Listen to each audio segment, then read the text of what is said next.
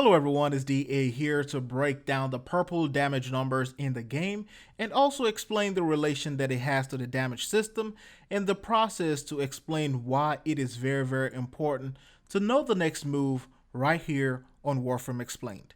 Now, if you've ever seen any of my videos on critical chance and critical damage, I'm sure you know by now what yellow numbers mean, you know what orange is, and I'm very sure you know what the red numbers mean. Now, taking a look at the purple numbers in the game, or what some of you or some people out there might call purple crits, is a well-needed thing as it will help you understand how to approach damage differently. Now, in this situation, I will be using the Corpus faction as an example. When an enemy takes damage, we are expected to see the numbers, and if the damage is critical, we will see something the likes of yellow, orange, or red. If an enemy is invulnerable, it will appear gray, and if the damage is to shields, you will see blue numbers in addition to your critical colored numbers.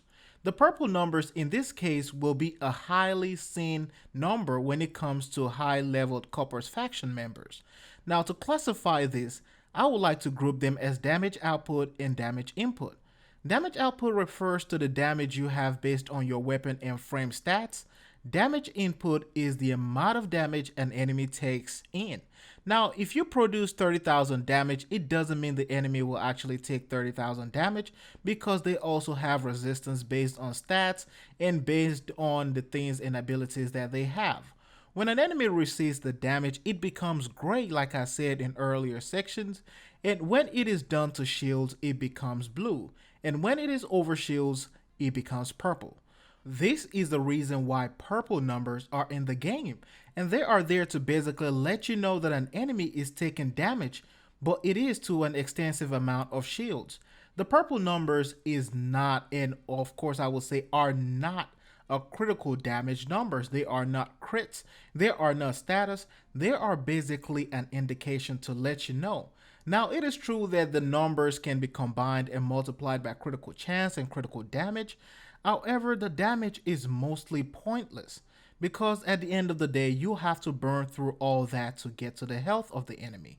Now, to get over this, you will need to have an effective status chance on your weapon or something that will actually buff that or boost that. This negates the shields and disregards the purple digits, so you are less likely to see this when you are using a high status weapon. Now, I know some of you are wondering, why do I get these numbers on greener units then?